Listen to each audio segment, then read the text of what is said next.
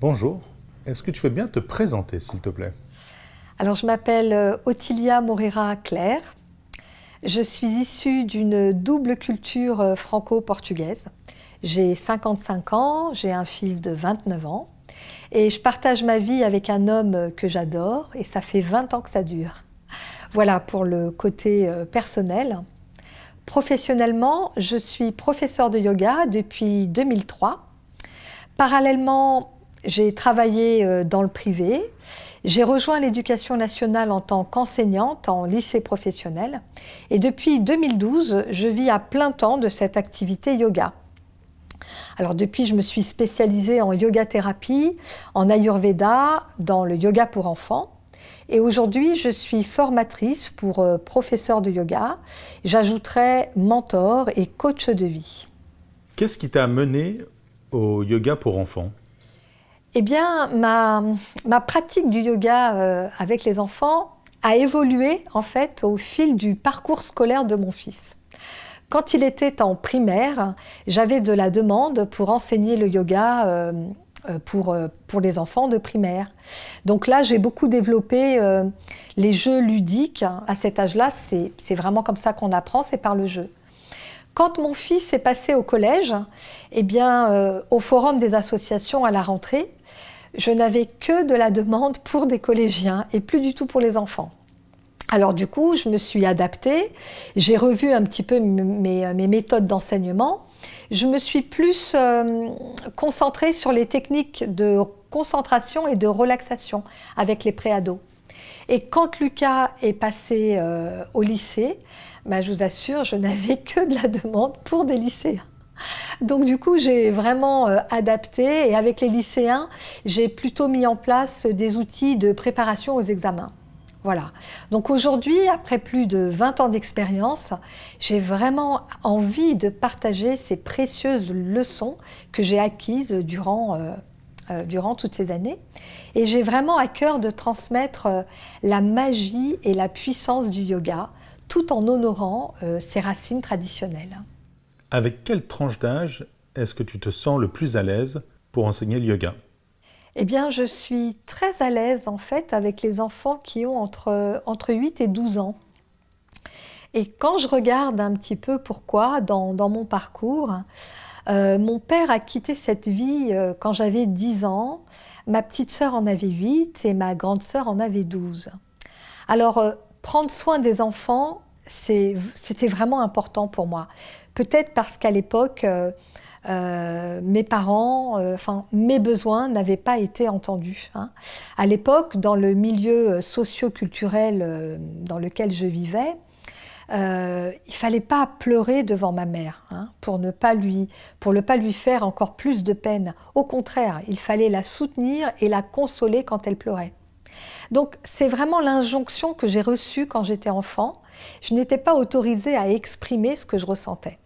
Alors avec le yoga, quand j'ai découvert tout ce qu'on pouvait y faire, j'ai vraiment pu créer un espace d'expression pour les enfants sous toutes ses formes. Une expression corporelle, respiratoire, sensorielle, émotionnelle, spirituelle même. Donc pour moi, c'était vraiment important de pouvoir mettre cet outil à leur disposition. Tu t'es spécialisé dans le yoga pour enfants. Et alors, la yoga thérapie, l'ayurveda, qu'est-ce que ça a à voir avec tout ça? Oui, j'ai longtemps cru que je m'éparpillais dans le yoga. Et c'est seulement depuis peu que je réalise qu'en fait, tout est lié à cet événement marquant dans l'enfance, hein, au décès de mon père. Il a eu un AVC et pour moi, c'était vraiment dû à son hygiène de vie. Alors, je crois qu'inconsciemment, j'ai reçu l'information que pour vivre, il fallait prendre soin de sa santé, de faire attention à son alimentation. Alors, me spécialiser en yoga thérapie, je pense que c'était une manière pour moi de réparer, accompagner les personnes à prendre soin de leur santé autrement, avec l'ayurveda, les guider vers une alimentation plus appropriée à leur constitution. Donc finalement, cette profonde blessure d'enfance, eh bien, elle me permet aujourd'hui d'offrir mes services et d'apporter des solutions aux enfants pour qu'ils puissent, le temps d'une séance de yoga, s'ouvrir à eux-mêmes, leur permettre une belle expansion de qui ils sont en devenir.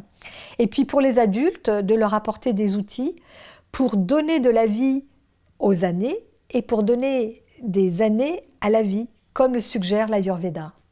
Qu'est-ce qui, pour toi, est le plus important à transmettre ? Moi, ce que j'ai vraiment envie de transmettre, c'est la force mentale, la puissance et le détachement que le yoga m'a apporté pour traverser ce que la vie m'a proposé de traverser. Des deuils, divorces, licenciements, maladies, emprise psychologique même. Voilà. Donc, transmettre le yoga, pour moi, c'est vraiment perpétuer une philosophie, bien sûr, mais un art de vie holistique.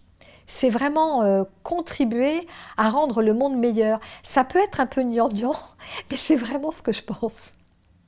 En quoi est-ce que ta formation apporte de la valeur ? Qu'est-ce qui peut donner envie aux professeurs de yoga de suivre ta formation ? J'ai envie de dire que ma formation, elle permet vraiment de faire le plein de nouvelles idées pour animer les cours.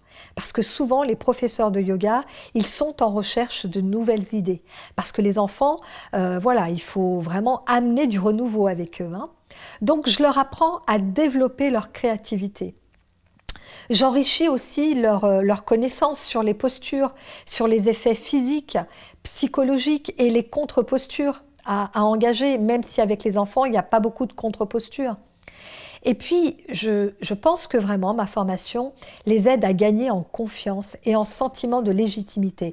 En tous les cas, c'est ça que me disent les professeurs à l'issue de la formation. Je leur apprends aussi à enseigner avec assurance, en toute sécurité, les postures acrobatiques. Beaucoup de professeurs n'osent pas aller vers les postures acrobatiques, alors qu'avec les enfants, c'est vraiment vers ça qu'il faut aller. Je leur apprends à construire une séance qui ait du sens. Je leur apprends à découvrir une pédagogie différente, adaptée aux enfants, selon qu'ils sont en primaire, au collège ou au lycée. On n'enseigne pas aux enfants de la même manière qu'aux préados et qu'aux adolescents. Voilà. Et puis, leur apprendre aussi à savoir poser les limites nécessaires au bon déroulement d'un cours. Et je dirais la cerise sur le gâteau, ça c'était pas prévu, mais j'ai beaucoup eu de retours. Les professeurs de yoga améliorent vraiment leur parentalité et l'éducation de leurs propres enfants. Tellement ils découvrent des techniques avec les enfants, ils peuvent les adapter également pour eux dans leur quotidien. Et pour tout ça, Ottilia, quels sont tes outils pédagogiques ? Alors, je me sers déjà de tout l'outillage yogique, les 6 membres du yoga. Les yamas, les niyamas, les asanas, pranayama, pratyahara et dharana. Voilà. Donc ça, vraiment, et tous ces membres sont complètement adaptés aux enfants. Évidemment, des mises en situation, des jeux de rôle. Il y a vraiment un temps où les professeurs guident des pratiques de yoga pour enfants. Je me sers également d'outils de développement personnel, des séances de yoga qui sont guidées et bien entendu des apports théoriques. Est-ce que tu peux nous parler de ton concept de formation ? Oui, alors j'ai mis en place ce nouveau concept de formation pour lequel j'avais envie de communiquer là-dessus. Donc cette formation, elle est vraiment hybride, en ce sens qu'elle a 3 volets. Un volet présentiel avec un week-end d'immersion. Alors pour le moment, donc ça sera à l'automne 2024. Donc il y a un week-end qui est prévu en région parisienne et un autre sur Toulouse. Donc un week-end d'immersion, ensuite un temps en distanciel via la plateforme Zoom sous forme de mentoring et de coaching. Alors ça, c'est 10 sessions et ça sera pendant à peu près 3-4 mois. Il y aura des devoirs, ça c'est peut-être mon côté ancienne enseignante, il y aura des devoirs à faire entre chaque coaching. Et puis une plateforme de e-learning avec des documents, des vidéos qui vont être téléchargeables. Voilà. Et à l'issue de cela, il y aura un dossier à remettre pour avoir la certification. Est-ce que tu pourrais nous donner quelques conseils quand on enseigne le yoga aux enfants ? Alors, le premier conseil que je donnerais, c'est déjà de créer une atmosphère ludique, surtout avec les enfants du primaire. L'enfant apprend en jouant. Donc proposer tous les outils du yoga sous forme de jeu. Pour moi, c'est super important. Le deuxième que je donnerais, c'est de définir un cadre sécurisant. Une séance de yoga pour enfants, alors quand je dis enfant, c'est le mot générique, enfant, préado, ado, elle commence toujours par un rituel de début et elle se termine par un rituel de fin. Vraiment, ponctuez vos séances avec des rituels.